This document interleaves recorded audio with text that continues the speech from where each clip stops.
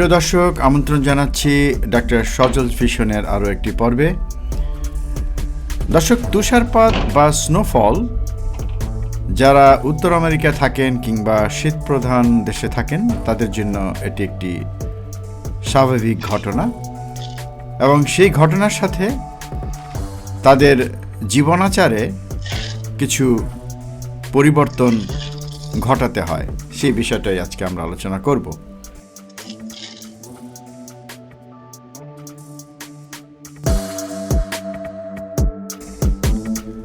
আমেরিকাতে তুষারপাতের পর আপনার বাড়ির সামনের যে ওয়াকওয়ে আছে সেখানকার তুষার বা বরফ পরিষ্কার করার দায়িত্ব আপনার। এই দায়িত্ববোধ থেকে রেহাই পাবার কোনো সুযোগ নেই, কারণ আপনি যদি এই কাজে অবহেলা করেন তাহলে আপনার বিরুদ্ধে আর্থিক জরিমানা করা হতে পারে। যাই হোক, আমি তুষার পরিষ্কার করা শুরু করেছি। এর মধ্যেই আমার সাথে যোগ দিয়েছেন আমার নিকট প্রতিবেশী ড্যানিকে আমরা দেখছি লাল ট্রাউজার পরা। ড্যানি আমার সাথে এখন কাজে যোগ দেবেন। ড্যানির সাথে কুশল বিনিময় হলো। ড্যানি এবার শুরু করলো তার কাজ। আমরা দুজনে মিলেই আমাদের পুরো এলাকাটা পরিষ্কার করছি।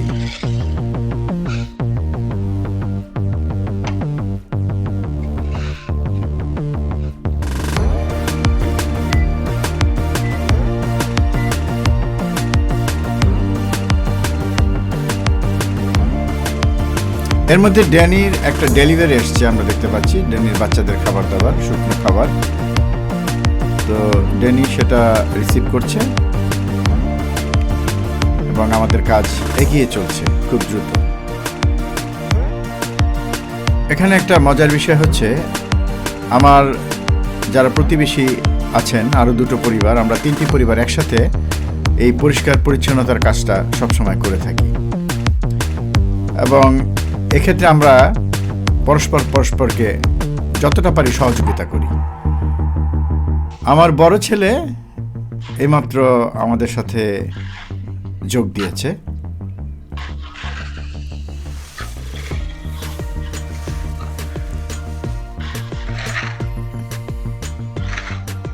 এবং ওইদিকে দেখতে পাচ্ছেন একদম ডান পাশে একটা ছোট বাচ্চা, সেও কাজ করছে। সে একদমই আমাদের আরেক প্রতিবেশী। আমরা এই তিনটি পরিবার, তাদের পরিবারের পক্ষ থেকে তাদের ছোট ছেলে আমাদের সাথে যোগ দিয়েছে। তো আমরা চারজন মিলে মোটামুটি পরিষ্কারের কাজ চালিয়ে যাচ্ছি। পুঙ্খানুপুঙ্খভাবে চলছে পরিষ্কারের কাজ। যতটা সম্ভব বরফকে সরিয়ে নেওয়া হচ্ছে রাস্তা থেকে, যাতে করে আরও বেশি ঠান্ডা পড়লে তা যেন ব্ল্যাক আইসে পরিণত না হয়।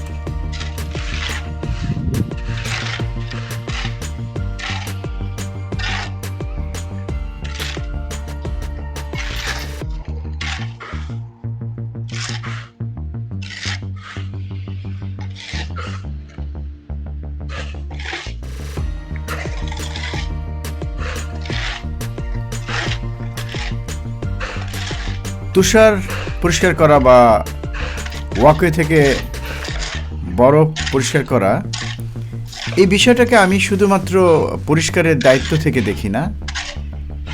এর পেছনে আরও একটা বিষয় কিন্তু এখানে তৈরি হয়, সেটা হচ্ছে যে পরস্পরের প্রতি সহযোগিতার মনোভাব এবং পরস্পরের প্রতি যে ভালোবাসা, সেটা কিন্তু এখানে তৈরি হচ্ছে। এই যে আমার ছেলে আমার সাথে যোগ দিয়েছে এবং আমার প্রতিবেশী যোগ দিয়েছে এবং ওইদিকে আরেক প্রতিবেশীর ছোট ছেলেটা যোগ দিয়েছে, এতে করে কিন্তু আমাদের মধ্যে এক ধরনের সম্প্রীতির বন্ধন গড়ে উঠছে। এই বন্ধনটা খুবই জরুরি।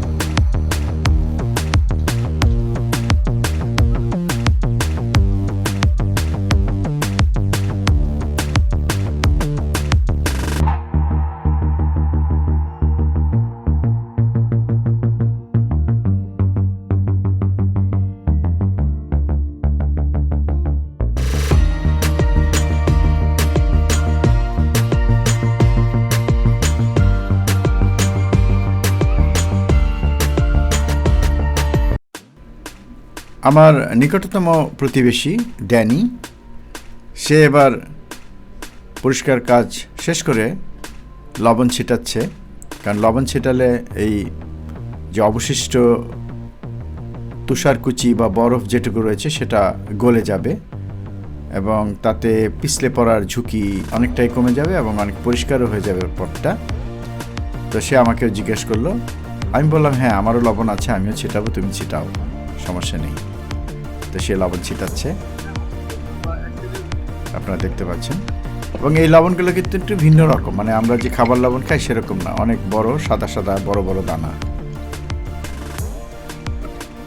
এবং এর জন্য আলাদা ধরনের লবণই পাওয়া যায় কিনতে। কিছু আছে অনেকটা বাদামি রঙের, হালকা বাদামি রঙের, কিছু আছে একদম সাদা ধবধবে।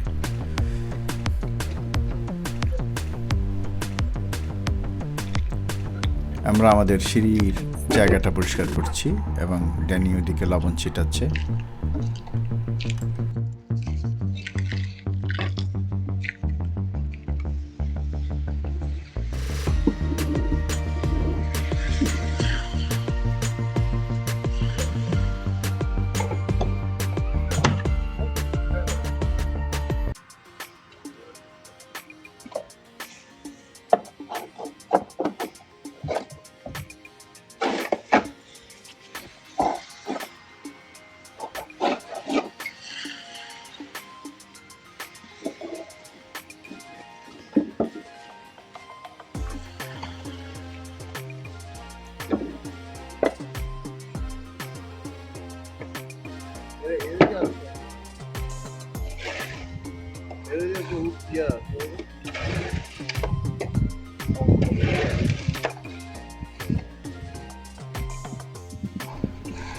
স্নো পরিষ্কার করাটা যে খুব সহজ কাজ তা কিন্তু নয়, অনেক পরিশ্রম হয়।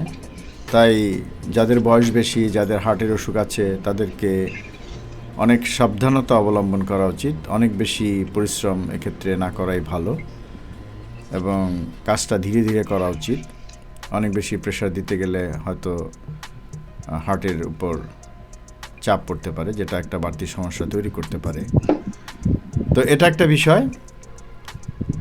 অন্যদিকে যারা তরুণ, তারাও এই কাজটি করার সময় তাদের যে শারীরিক অবস্থান এবং কিভাবে করবেন সেটাও কিন্তু বুঝে নিতে হবে। এক্ষেত্রে করার সময় তাদের শরীরটা যদি সঠিকভাবে স্থাপন করা না হয়, কাজের সাথে যদি সেটা অ্যাডজাস্ট করতে না পারে, তাহলে কিন্তু ব্যথা হতে পারে। এটাকে একটা ব্যায়ামের অংশ হিসাবে নিতে হবে। তবে প্রথমে যেটা বলছিলাম, এটাকে আমি শুধু স্নো পরিষ্কার করার বাধ্যবাধকতার মধ্যে ধরি না, কারণ এর সাথে সন্তানেরা কিছু শেখে কিভাবে কাজটা করতে হয়, পরিষ্কার পরিচ্ছন্নতা করতে হয়। কারণ এইসব দেশে থাকতে হলে এগুলো নিজেদের কি করতে হবে। একই সাথে সবাই মিলে করার একটা আনন্দ আছে। এক্ষেত্রে যত ঠান্ডাই হোক না কেন, সেটাকে উপভোগ করা এবং তার মধ্যে কাজটা করাও কিন্তু একটা আনন্দের বিষয়।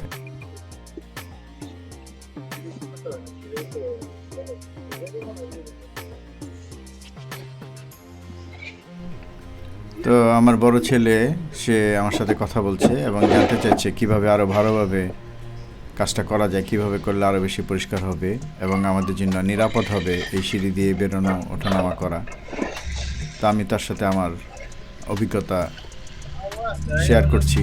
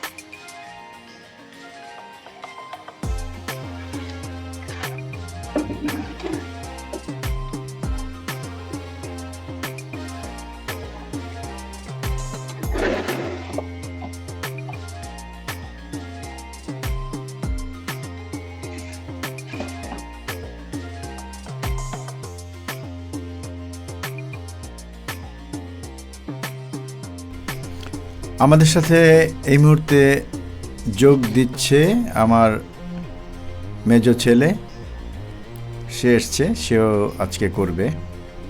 তো তারা 2 ভাই এবং আমরা আমাদের পরিবারে 3 জন। তো আমার প্রতিবেশী ছিল, আর ওইদিকে আর একটা ছোট বাচ্চা ছিল ওই প্রতিবেশী। আমরা 5 জনে মিলে কাজটা করেছি। এখন আমার মেজো ছেলে যোগ দিচ্ছে, সে শুরু করবে তার কাজ। আমরা অনেকটাই করে ফেলেছি, সে বাদবাকি কাজটা করবে, সে বাদবাকি কাজটা করছে আমরা দেখতে পাচ্ছি।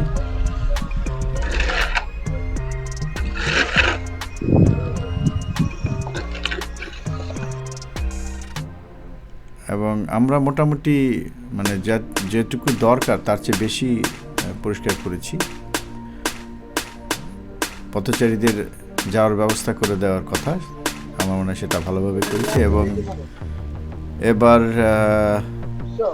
গাড়ি পরিষ্কারের পালা। গাড়িটা একদম বরফে ঢেকে আছে, গাড়িটা পরিষ্কার করতে হবে, তা না হলে এই বরফ যদি শক্ত হয়ে যায়, আরও ঠান্ডা পড়ে, তখন পরিষ্কার করা কিন্তু আরও কষ্টকর হবে। কাজেই এখন এই নরম অবস্থায় এটা পরিষ্কার করা সহজ, কাজেই সে কাজটা ওরা এখন শুরু করছে।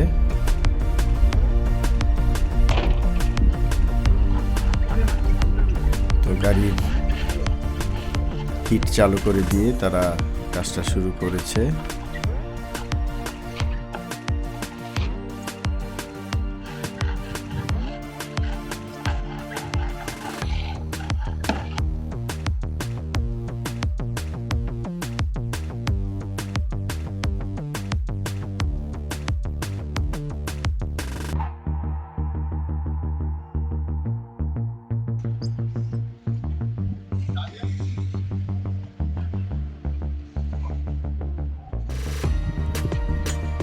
এবার আমরাও লবণ ছিটাচ্ছি, সাদা বড় বড় দানাদার লবণ ছিটে দিচ্ছি পথে, যাতে করে যেটুকু বরফ আছে সেটা আরও বেশি ঠান্ডার প্রভাবে যাতে ব্ল্যাক আইস না হতে পারে, সেটা যেন খুব সহজেই গলে যায় এবং চলাচলে সুবিধা হয়, পিচ্ছিল না হয়, স্বাভাবিক থাকে, সেটাই এই লবণ দেওয়ার উদ্দেশ্য।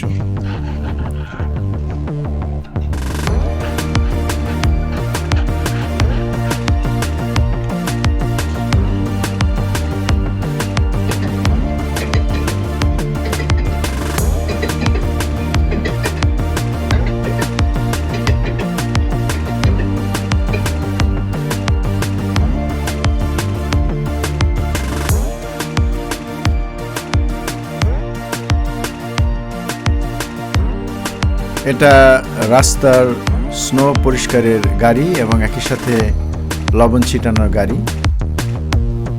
সে রাস্তা পরিষ্কার করছে এবং লবণ ছিটিয়ে দিয়ে যাচ্ছে পিছন দিক থেকে।